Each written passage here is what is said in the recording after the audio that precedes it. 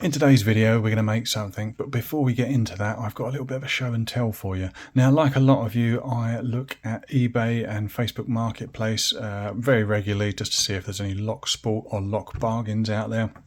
And I found something last week that I was really excited about, and it came a couple of days ago, and we're going to use it to make something that I've been wanting to make for quite a while now. So this is the item that I found on Facebook Marketplace. Look at that, absolutely beautiful. If you like rusty, crappy old boxes. But it turns out that I do like rusty, crappy old boxes.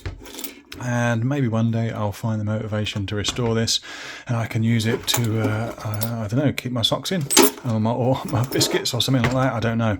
But the thing that attracted me to this was all these nice locks on here. So as you can see, we've got 1, 2, 3, 4, 5, 6, 7 different locks. And you might have spotted that these are Abloy locks. These are Abloy cam locks. And more importantly, these, if you look at the bow, that tells you that shape there on the key tells you these are Abloy Classics. And recently I made an Abloy Classic picking tip. You can see it there. I used a tutorial. This box is filthy, so excuse my dirty fingers. This was made, Crispix did a really good video of how to make this, and I'm going to leave a link to that down below in the description. So you start off using these ejector pins, and then you have to file it all down to this really sort of fine picking tip. Not very easy to do, takes a steady hand and takes a lot of patience. But anyway, I've got the picking tip, but I didn't really have many locks to play about with. So when I saw this with all these Abloy cam locks on it, I thought this is the perfect opportunity. Number one, to learn how to pick the Abloy Classics, because I've got 7 different locks, and these are all differently bitted. Here we go. Yes, they've all got different bitting on, very crusty and oily and dirty. But that should give me 7 different picking experiences. And more importantly, these are cam locks.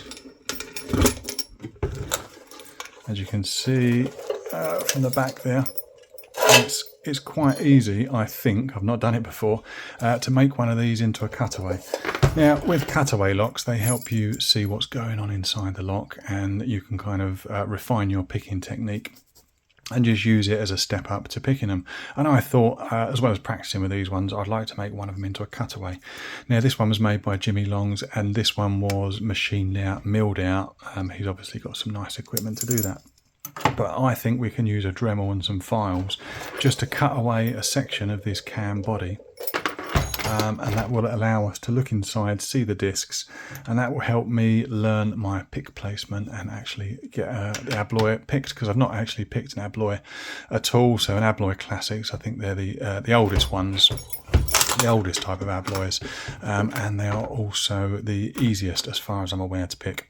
So I think what we need to do now is to choose one of these locks. I can take it out of here, we can strip it all apart, and we can start making it into a cutaway.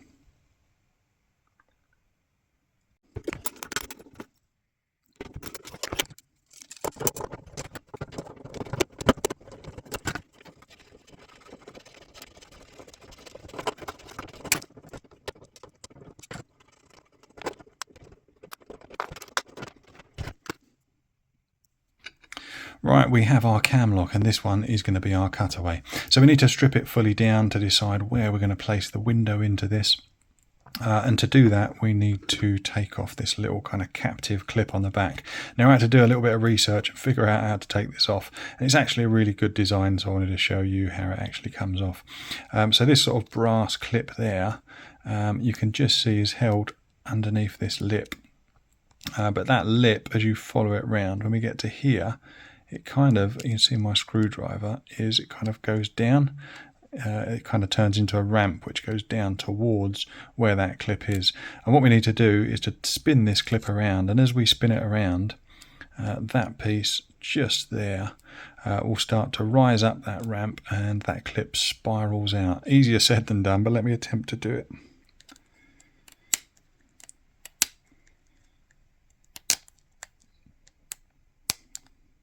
So I've turned him around a little bit, and the front lip is just starting to go up that ramp.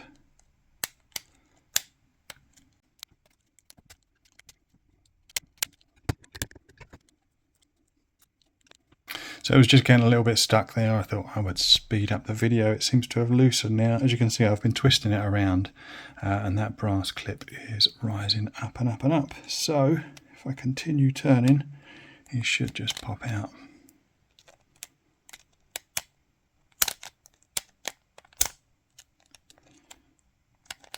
There we go.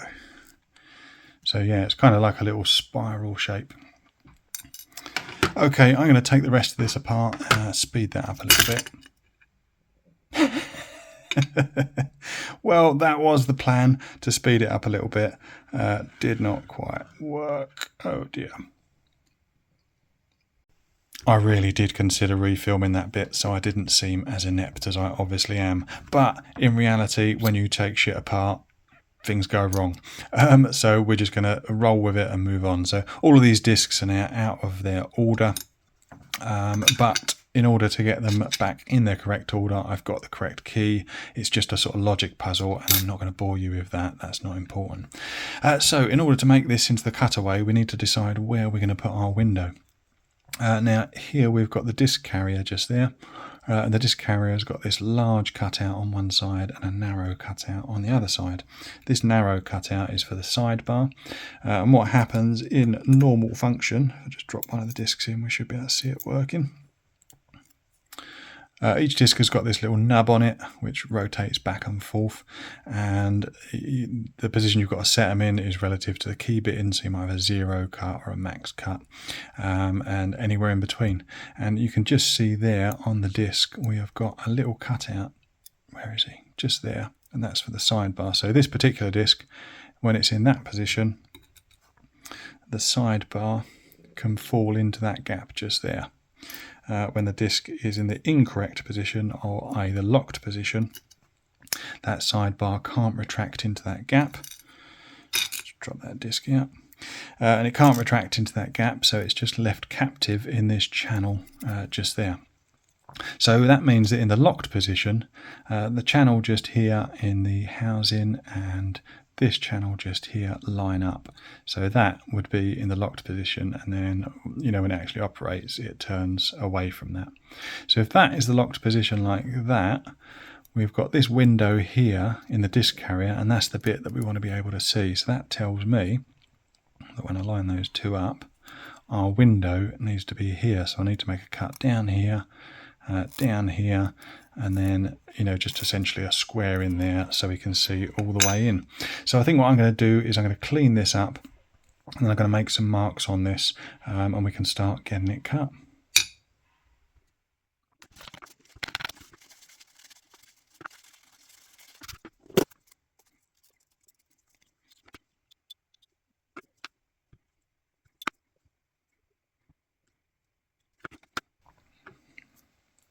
Right, so I've put some masking tape on there. I just cleaned everything up because there's a lot of grease and crap and oil and things on this, and I wanted the masking tape to stick.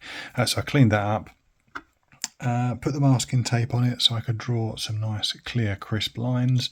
I lined up the sidebar recess in the disc carrier with the sidebar recess in the body, just like that, and then marked out where that window is.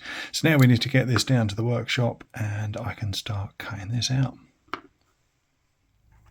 The first job to cut out this panel is to drill some holes in the corners. I'm going to reach for this 3mm drill bit, and I'm going to put a hole in each of the 4 corners. Hopefully then I can use a Dremel cutting disc to join up these holes, and we can remove this plate.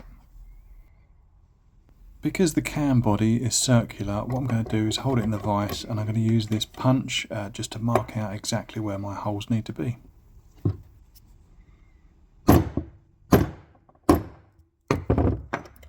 That's all 4 holes marked. This one went a bit deep. I don't know what happened there. Obviously I don't know my own strength, or it was a bit weak there, I don't know. So what I'm going to do now is get the drill press out and drill these holes.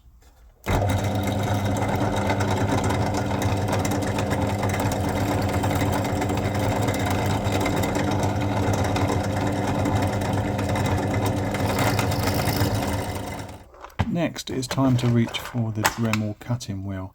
Now, these Dremel cutting wheels do have quite a large diameter when you compare it to the small cam lock body. And what I realised while I was drilling was that if I use this Dremel wheel, I can make this back cut here, I can make the front cut there, no problem. But if I try to cut these side pieces out, I'm going to damage the front of the lock, and I didn't want to do that.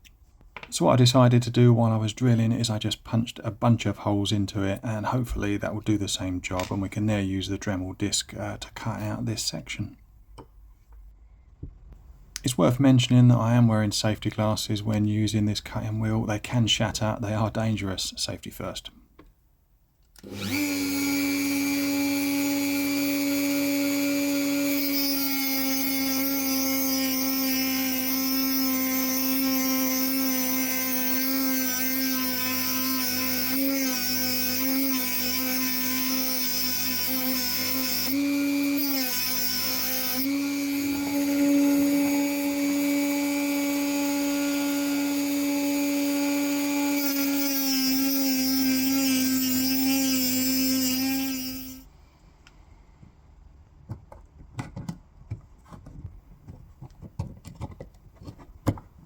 And there you go, we have got our cutaway window. Now obviously this is a bit rough and ready at the moment. We need to get some more Dremel tools out and tidy this all up a bit.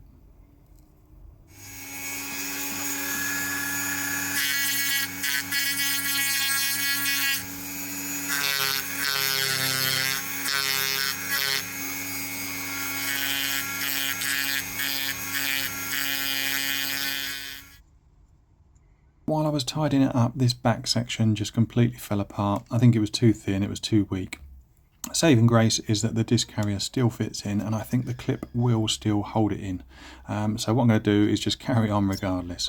Right, so the next step is to reach for the files, and I'm just going to do a little bit of tidying up. I'm going to get rid of any sharp edges and just make it look a bit nicer.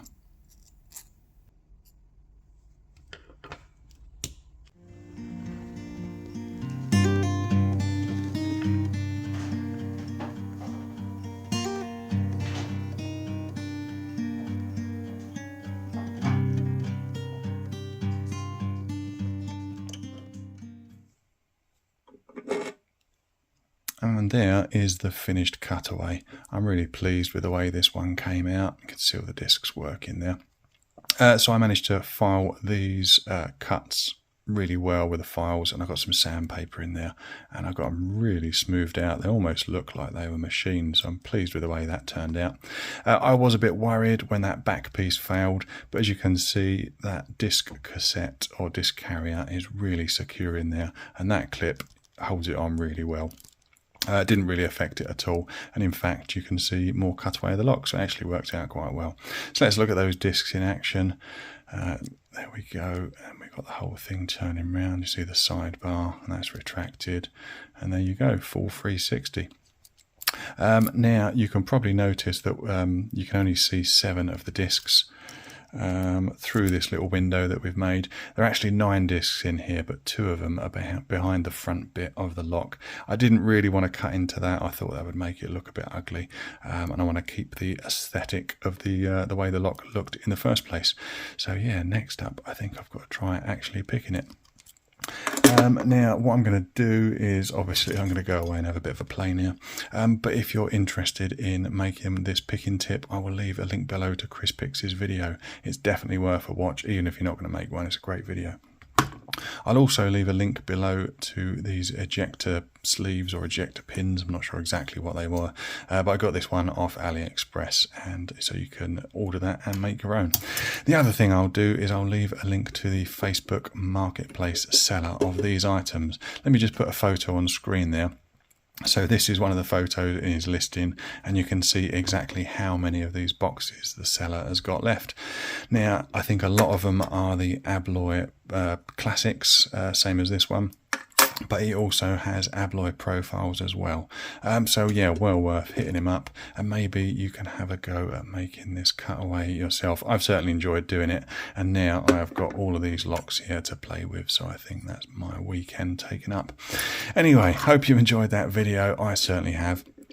And don't forget to hit the DMAC logo up in the corner there to subscribe, and I will see you on the next one.